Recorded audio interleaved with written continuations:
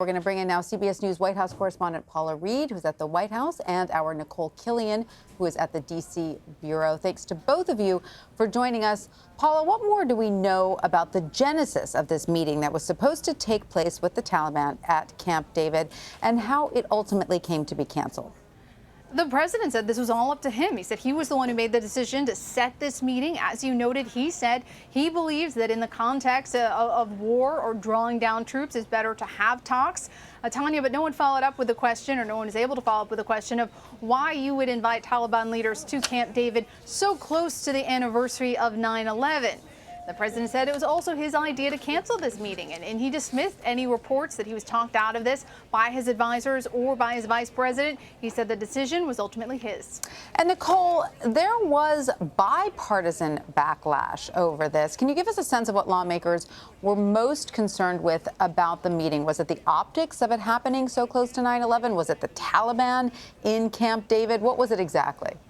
Well, I think it was all of the above, really just the audacity of trying to hold this meeting hypothetically days before 9/11. I mean, keep in mind, right after the attacks, Afghanistan was ground zero. That was a place that was known to harbor al-Qaeda. That was the place that the U.S. Struck first, really launching this war that we've been in for the last, decade plus. And so, for instance, you had a number of Republican lawmakers who were quite vocal after the president put out that tweet saying he had canceled these talks. For instance, Liz Cheney was one who said that, no member should step foot in Camp David ever, meaning no member of the Taliban. Also, you had Congressman Adam Kinzinger from Illinois also, who was very vocal about this, saying that, there should never be leaders of a terrorist organization stepping foot in our great country. And also keep in mind that Liz Cheney, for instance, also pointed out that Camp David, this was the place where the U.S.'s response to 9/11 was planned. So again, just the audacity, as you mentioned, the optics of potentially trying to host Taliban leaders there really didn't sit well with a lot of members of Congress, although you heard the president there say that the alternative would have been the White House, which he feels he would have gotten criticized had he chosen that as a location. Now, Paula, the president, as you know, campaigned on ending the war in Afghanistan and bringing the troops home. We did hear him address the situation in Afghanistan. He said our soldiers are serving as policemen over there. He said the government really needs to step up. He said we want to get out, but we'll get out at the right time. So is there any more clarity, any more insight into how the president plans to go about withdrawing troops now that these talks have broken down? No, Tanya, he previously said that he was planning to reduce the number of troops from 14,000 to approximately 8,600.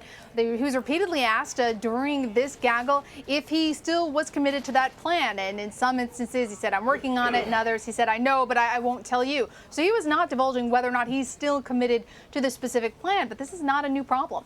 How to get out of Afghanistan, this is something that has vexed multiple administrations, two of his predecessors. And while, as you noted, he campaigned on this promise, it turns out that it is much more difficult to deliver on this, even if he wanted to negotiate with the Taliban. As CBS News has learned that the White House was concerned that the folks who would have been there at the table doing these negotiations weren't necessarily in control of the folks on the ground committing these atrocities. So it's very difficult to negotiate with folks like this, which is why now the third administration is having a difficult time deciding how exactly do you draw this down. One of the thorniest foreign policy issues. All right. So, Nikole, I also want to ask you about interesting remarks the president made about the Bahamas and the refugees from the Bahamas. He sort of made it clear that he was not willing to waive any immigration requirements or any documentation requirements for these refugees, claiming that there were some bad people in the Bahamas. What exactly is the White House's stance now? Well, look, obviously the president over the last couple of days has said that the United States would really do all that it can to help the Bahamas. And as you mentioned, his remarks were slightly different today in the sense that he was responding to, these reports where we have heard, people having to disembark from these rescue ships, rescue ferries, if you will, that were coming to the United States from the Bahamas if they did not have U.S. visas. So the president reiterating today that the Bahamas has a tremendous problem with people who aren't supposed to be there. He went on to say that large sections of the Bahamas weren't hit. So again, obviously we have all seen those pictures of devastation in Grand Bahama Island and Abaco, but the president seeming to stick by, at least for now, these, keeping restrictions in place and not allowing people to come here to the U.S. if they don't have proper documents. Certainly there have been calls to waive that in light of the situation in the Bahamas, but at least the president for now willing to certainly offer humanitarian assistance, but not willing to necessarily allow people to come here to the U.S. From the Bahamas for relief if they don't have the necessary documents. Right. All right. So, and lastly, Paula, Congress, as you know, is back in session and facing calls to act on gun control legislation. You asked the president specifically about this issue. How did he respond to you? Tanya, I was quite surprised. I asked the president when we can expect his gun control proposal. It is expected that the White House will put forth a proposal. Mitch McConnell and others have said any Republican gun control measures have got to come from the president, got to come from the White House. We know there have been dozens of meetings between the White House and Senate staffers on this issue, so we are anticipating some proposal from the White House. And when I asked the president about it a short time ago, he tamped this down. He even said that it was my term, gun control, when that is something that, of course, members of both parties use. He said, yeah, the Republicans, we're talking to Democrats, we're talking to Republicans on many things, including, as I described it, gun control. But he was non-committal on a timeline or exactly what that would look like. But he ended his answer, Tanya, by saying we have to protect the Second Amendment, and that is something we will do strongly.